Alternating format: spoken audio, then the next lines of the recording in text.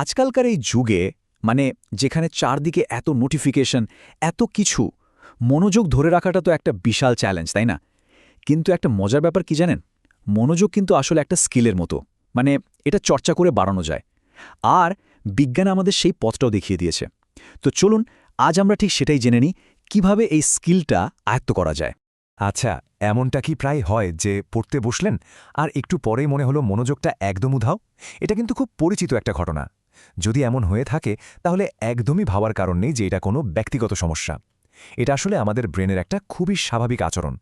বলতে গেলে আমাদের সবার সাথেই কম বেশি এমনটা হয়। তো মনোযোগ বাড়াতে গেলে সবার আগে তো জানা দরকার যে মনোযোগটা আসলে ভাঙে কেন, তাই না? এর কারণটা লুকিয়ে আছে আমাদের ব্রেনের ভেতরেই। চলুন একটু গভীরে গিয়ে দেখি ব্যাপারটা কি।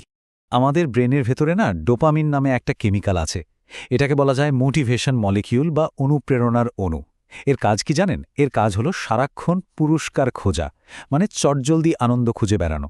আর ঠিক এই কারণেই কিন্তু আমাদের ব্রেইন সবসময় কঠিন সময় সাপেক্ষ কাজের চেয়ে সহজ ইনস্ট্যান্ট গ্র্যাটিফিকেশন বা চটজলদি আনন্দের দিকেই বেশি টানে। ব্যাপারটা এই স্লাইডে খুব সুন্দরভাবে দেখানো হয়েছে। দেখুন, একদিকে আছে কি সোশ্যাল মিডিয়া, ফোনের নোটিফিকেশন, যেগুলো থেকে আমরা সাথে সাথে একটা আনন্দ পাই। এগুলো আমাদের ডোপামিনকে খুব সহজে টানে। আর অন্যদিকে আছে পড়াশোনা বা নতুন কিছু শেখার মতো লম্বা সময়ের লক্ষ্য, যেগুলোর ফল পেতে কিন্তু বেশ সময় লাগে। আমাদের ব্রেন বলতে গেলে সবসময় এই দুটো জিনিসের মধ্যে একটা টানাটানির মধ্যে থাকে। আমাদের মধ্যে একটা খুব কমন ধারণা আছে, তাই না, যে মাল্টিটাস্কিং করলে একসাথে অনেকগুলো কাজ করলে বুঝি সময় বাঁচে, অনেক কাজ হয়ে যায়। কিন্তু মজার ব্যাপার হলো গবেষণা বলছে একদম উল্টো কথা। এই মাল্টিটাস্কিং আসলে মনোযোগের জন্য সাংঘাতিক ক্ষতিকর। স্ট্যানফোর্ড ইউনিভার্সিটির একটা বিখ্যাত স্টাডি আছে এ বিষয়ে। গবেষক ক্লিফোর্ড ন্যাস দেখিয়েছেন, যারা খুব বেশি মাল্টিটাস্কিং করেন বলে দাবি করেন, তারা আসলে মাল্টিটাস্কিংয়েই সবচেয়ে খারাপ। কারণটা খুব সোজা। মনোযোগটা যখন অনেকগুলো কাজের মধ্যে ভাগ হয়ে যায়, তখন কোনো একটা কাজও ঠিকমতো হয় না। সোজা কথায়, একসাথে অনেক নৌকায় পা দিলে যা হয় আর কি, কোনোটাতেই ঠিকমতো এগোনো যায় না।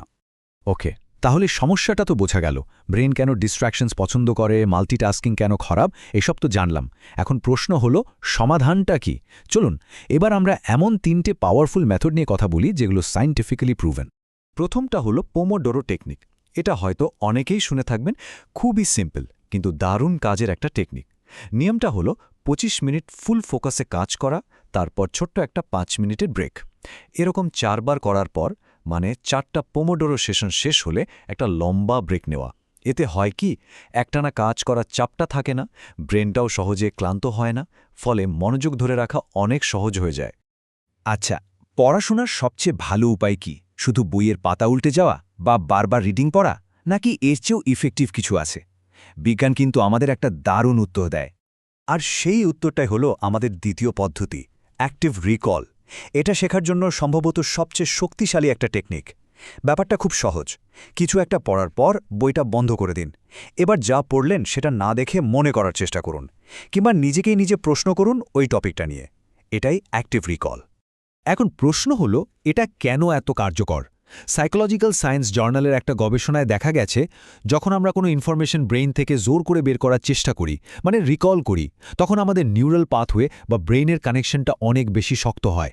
প্যাসিভলি শুধু রিডিং পড়ে যাওয়ার চেয়ে এটা স্মৃতিকে দীর্ঘস্থায়ী করার জন্য অনেক অনেক বেশি পাওয়ারফুল। আমাদের 3 নম্বর কৌশলটার নাম হলো স্পেসড রিপিটিশন। আচ্ছা, আমরা তো কোনো কিছু শিখলে কিছুদিন পর সেটা ভুলে যেতে শুরু করি, তাই না? এই ভুলে যাওয়ার সমস্যাটারই একটা দারুণ সমাধান হলো এই পদ্ধতিটা।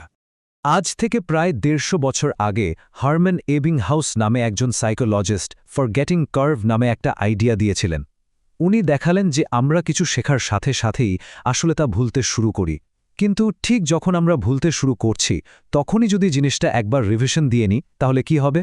ঠিক এখানেই স্পেসড রিপিটিশনের জাদুটা কাজ করে। একটা নির্দিষ্ট গ্যাপ দিয়ে যেমন ধরুন প্রথম দিন, তারপর 3 দিন পর, তারপর 1 সপ্তাহ পর, এভাবে যদি রিভিশন দেওয়া যায়, তাহলে ওই তথ্যটা আমাদের শর্ট টার্ম মেমোরি থেকে লং টার্ম মেমোরিতে একদম গেঁথে যায়। তো আমরা 3টা দারুণ টেকনিক তো জেনে গেলাম, কিন্তু শুধু টেকনিক জানলেই তো হবে না, তাই না? এগুলোকে বাস্তবে কাজে লাগাতে হলে আমাদের পড়ার পরিবেশ বা এনভায়রনমেন্টটাকেও ঠিকঠাক করতে হবে। চলুন এবার দেখি কিভাবে থিওরিকে প্র্যাকটিসে আনা যায়। এই যে স্ক্রিনে একটা সংখ্যা দেখা যাচ্ছে, 23 মিনিট, এটা কেন এত গুরুত্বপূর্ণ জানেন? একটা গবেষণা বলছে কোনো কারণে যদি আমাদের মনোযোগ একবার ভেঙে যায়, যেমন ধরুন একটা ফোন কল বা নোটিফিকেশন আসলো, তাহলে আবার আগের মতো গভীর মনোযোগে ফিরে আসতে গড়ে 23 মিনিট সময় লেগে যায়। একবার ভাবুন, একটা ছোট্ট নোটিফিকেশন আমাদের কতটা সময় নষ্ট করে দেয়। তাহলে পুরো আলোচনার পর আমাদের অ্যাকশন প্ল্যানটা কি দাঁড়ালো চলুন এক ঝলকে দেখে নিই। প্রথমত 25-30 মিনিটের ছোট ছোট সেশনে ফোকাস করা। দ্বিতীয়ত একবারে শুধু একটা কাজ করা, কোনো মাল্টিটাস্কিং নয়। যা শিখছি তা নিয়ে নিজেকে প্রশ্ন করা, মানে অ্যাক্টিভ রিকল ব্যবহার করা, আর একটা নির্দিষ্ট বিরতিতে রিভিশন দেওয়া। আর সবচেয়ে জরুরি দুটো কাজ হলো ফোনটাকে চোখের আড়ালে রাখা আর সব অপ্রয়োজনীয় নোটিফিকেশন বন্ধ করে দেওয়া। এই কয়েকটা অভ্যাস কিন্তু মনোযোগের দক্ষতাকে একদম অন্য লেভেলে নিয়ে যেতে পারে। সবশেষে সবচেয়ে জরুরি কথাটা হলো, মনোযোগ কিন্তু কোনো জন্মগত প্রতিভা না, এটা একটা স্কিল। ঠিক যেমন আমরা সাইকেল চালানো শিখি বা সাঁতার শিখি, ঠিক তেমনি চর্চা করে মনোযোগ দেওয়ার ক্ষমতাও বাড়ানো সম্ভব। সুতরাং মনোযোগ দিতে না পারলে হতাশ হওয়ার কিচ্ছু নেই, বিজ্ঞান আমাদের রাস্তা দেখিয়ে দিয়েছে। এখন দরকার শুধু সঠিক কৌশলগুলো জানা আর নিয়মিত সেগুলো চর্চা করা। মনে রাখতে হবে, ফোকাস এমন কিছু না যা নিয়ে কেউ জন্মায়, এটা এমন কিছু যা তৈরি করতে হয়, আর যে কেউই এই স্কিলটা তৈরি করতে পারে।